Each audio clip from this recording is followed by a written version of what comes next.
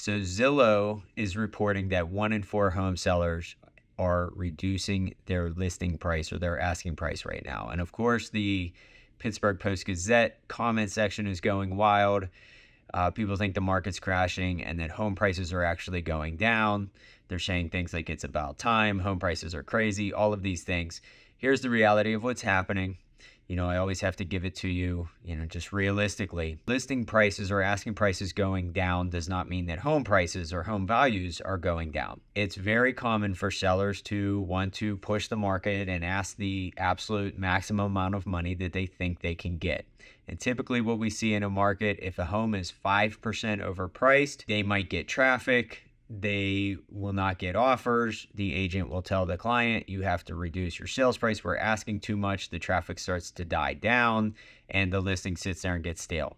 They reduce the price 5%. Usually at that point, the house will sell somewhere close to that price. In the springtime, which is when we see the bulk of the demand and the bulk of the supply, but right now there's much more demand than supply in general. Even now, even in the fall, even in the winter, we're in a seller's market, period. But in the spring is when you really see it and when it's really noticeable and the prices are starting to go up like this. So a seller wants to price 5% higher than the house that sold a few months earlier, or 3%, 4%, whatever the number actually is. But the market is ready to appreciate anyways.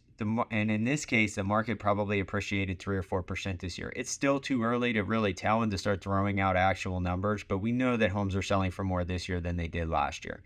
My guess is about 3 to 4%, but we'll see where we end up in the fall with interest rates possibly going down. They've already started to go down a little bit. So a seller will price their home 3 or 4% above market and it will sell.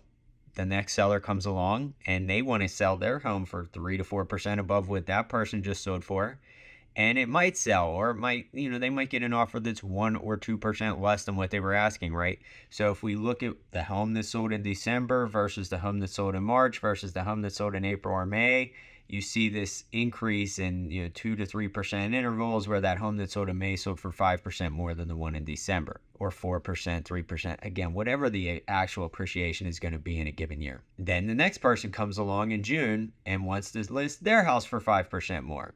At that point, the market says, the demand's not really there to support that price. The supply's not really there to support the demand, right? So buyers are more picky because they feel like they have to be, because they have less choices and less options. If they're not desperate, they're not just going to go and buy the house that's not perfect, especially if the price is too high.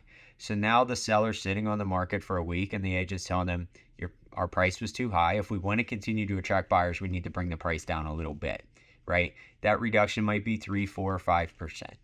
That's what you're seeing. Again, 1 in 4 sellers. I believe that statistic is accurate. I think that number might even increase here over the next month. We're still in July. As we get into August, September, you're going to see homes that are still sitting on the market in August needing to reduce their price 5, maybe as much as 10%. Again, we're in Pittsburgh, Pennsylvania, where the median sale price is $225,000, give or take. A 10% price reduction is $22,000. So if somebody priced a $225,000 home at $250,000 or $245,000, yeah, that house might sell for $225,000, $230,000, right? That's going to be a close to 10% reduction in price. That may come from 2 or 3 price reductions at 3 or 4% each time. It might come from one big price reduction.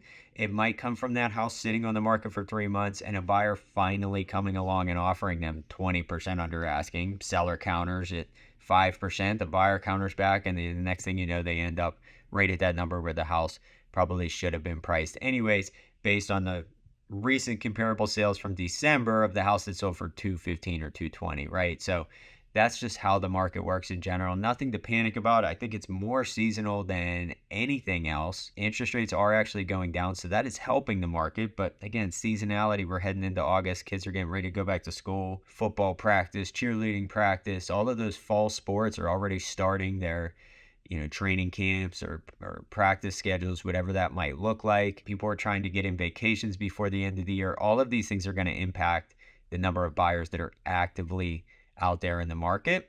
So it's going to slow down the demand. Not that people don't still want homes to buy. If you're on vacation, good luck buying a house while you're out of town, right? Some people can do it, most people won't. So that's my take on the Pittsburgh Post-Gazette pick up on the Zillow. I'm assuming it was an article that Zillow posted. One way or another, Zillow put out the study, Post-Gazette ran with it, comment section went wild here in Pittsburgh, and that's my take as a professional real estate agent who's in the market talking with buyers and sellers every single day. So if you got a different take, let me know what it is.